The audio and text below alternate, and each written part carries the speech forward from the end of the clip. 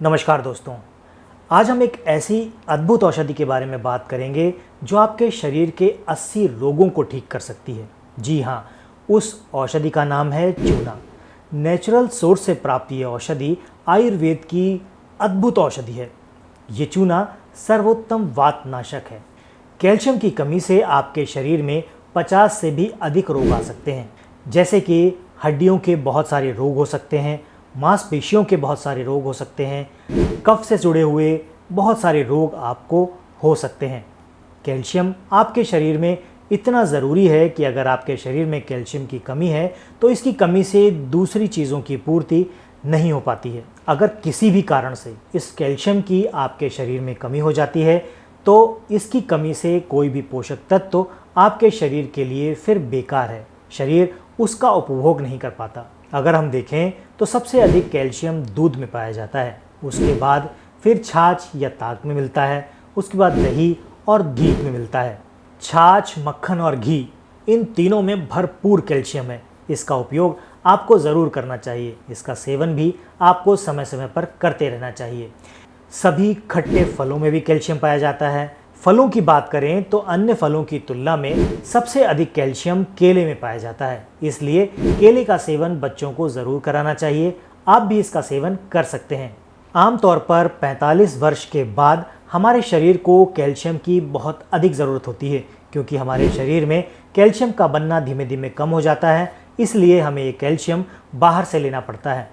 45 से अधिक वर्ष के लोगों को कैल्शियम ज़रूर लेना चाहिए। चूने को गेहूं के बराबर की मात्रा में आप ले सकते हैं। चूना आप दही, छाछ, लस्सी, मट्ठा, दाल, सब्जी या फिर किसी भी चीज़ के साथ ले सकते हैं, लेकिन दूध के साथ चूना लेना निषेध है। आप दूध के साथ चूना नहीं ले सकते। हमारी संस्कृति में पान खाने की परंपरा रही है। हमारे पूर्वज वर्षों से पान का सेवन करते आ रहे हैं, लेकिन वो सिर्फ चूने वाला ही पान खाते थे। इसलिए जब भी आपको पान का सेवन करना हो तो सिर्फ चूने वाला पान खाएं। अगर आप चाहें तो उसमें सौंफ, इलायची, लौंग या इस तरह की कुछ चीज़ें डाल सकते हैं।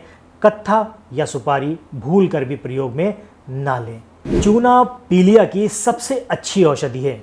पीलिया के रोग में चूना किस तरह से लें? पीलिया का रोग अगर किसी को है या किसी को भी पीलिया की शिकायत है या जॉन्डिस की शिकायत है तो उस कंडीशन में आपको गेहूं के दाने के बराबर चूना गन्ने के रस के साथ लेना है। ऐसा नियमित रूप से करने से 10 से 15 दिनों में आपकी ये बीमारी ठीक हो जाएगी।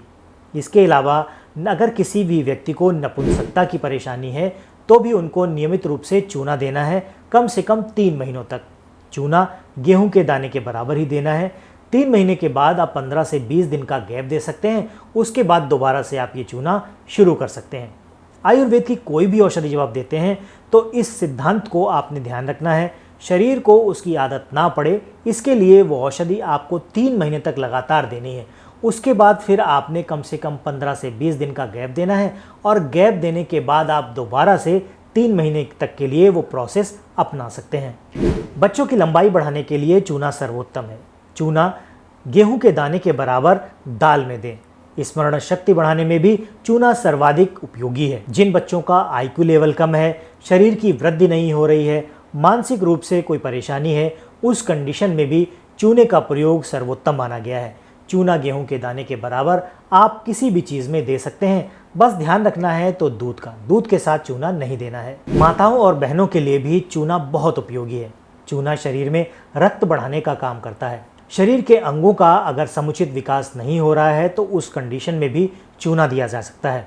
मासिक धर्म जब बंद होता है 45 से 50 वर्ष की अवस्था में, उसके बाद बहुत से हार्मोन शरीर में बनना बंद हो जाते हैं।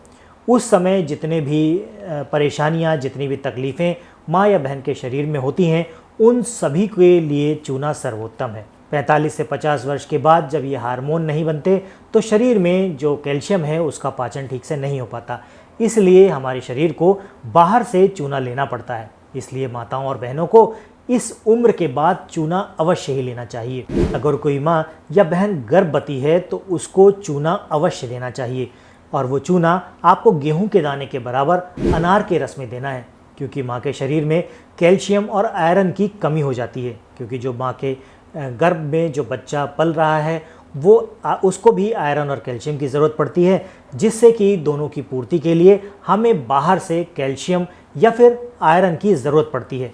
डॉक्टर के पास आप जाते हैं तो वो आपको आयरन और कैल्शियम की गोलियां देते हैं, लेकिन उसका सबसे अच्छा विकल्प है अनार का रस और चूना। आप अनार के रस में चूना मिला कर दें। 1 कप अनार का रस और गेहूं के दाने के बराबर चूना नियमित रूप से गर्भावस्था में खिलाएं। इससे जो डिलीवरी है वो नॉर्मल होगी, बच्चा तंदुरुस्त होगा, उसको पीलिया की शिकायत नहीं होगी और बच्चे की जो बुद्धि है, जो IQ लेवल है, वो बहुत ही तेज होगा। तो दोस्तों, ये तो थी चूने के बारे में बहुत ही अद्भुत जानकारी।